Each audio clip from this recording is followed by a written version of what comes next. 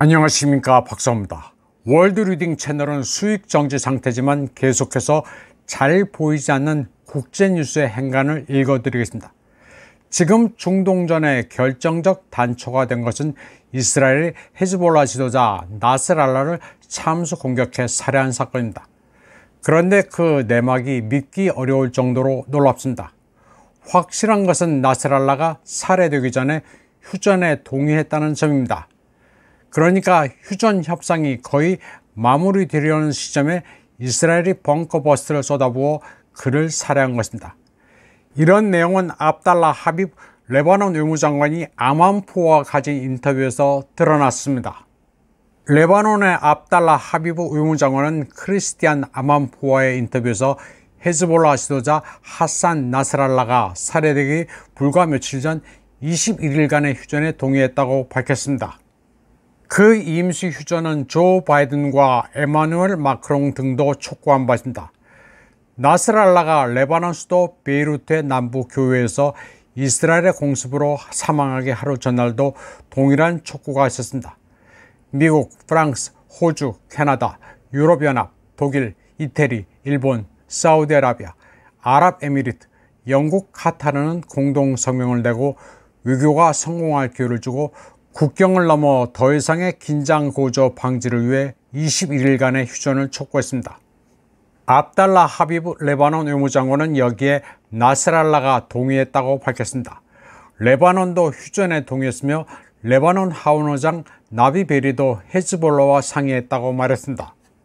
그는 베냐민 네타냐후 이스라엘 총리도 바이든과 마크롱의 입장에 동의한 것으로 안다고 밝혔습니다. 그래서 그런 내용을 전달했고 헤즈볼라의 동의도 얻었다고 압달라 하비브는 말했습니다.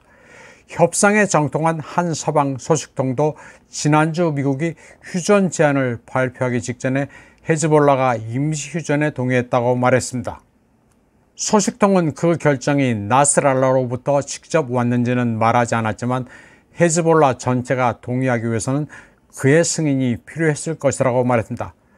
회담에 정통한 또 다른 소식통은 미국이 헤즈볼라가 휴전에 동의하고 있다는 사실을 알고 있었다고 말했습니다.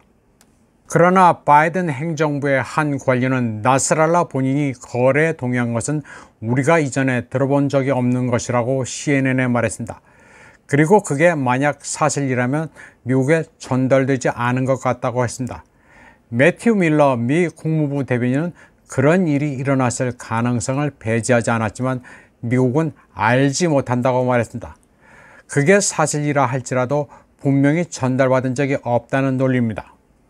그러나 이에 앞서 한 미국 관리는 CNN과의 인터뷰에서 미국이 주도하는 성명은 이스라엘이 며칠 동안 함께 작업한 끝에 승인됐다고 밝혔습니다. 그날 밤 급하게 마련된 통화에서 바이든 행정부 고위 관리들은 기자들에게 레바논 이스라엘 국경을 넘어 휴전은 21일 동안 지속될 것이라고 자신 있게 말했습니다. 그러나 몇 시간 후 베냐민 네타냐후 총리는 이스라엘이 온 힘을 다해 헤즈볼라를 계속 공격할 것이라고 말했습니다. 결국 미국 관리는 이스라엘이 나스랄라를 제거하려 할 수 있다는 것을 알게 되자 지난주 휴전 계획을 밀어붙이는 것에서 물러섰다고 말했습니다. 휴전 조건 협상은 전화 한 통화로 쉽게 이루어지지 않습니다. 나스랄라가 암살될 당시 벙커에서 다른 헤즈볼라 지도부와 회동한 이유일 수도 있습니다. 헤즈볼라의 방대한 조직에 휴전 협상 내용을 전달해야지만 제대로 지켜질 수 있기 때문입니다. 휴전 협상이 진척됐을 당시 백악관의 레바논 담당 고문 아모스 호크슈타인은 레바논에 갈 예정이었습니다.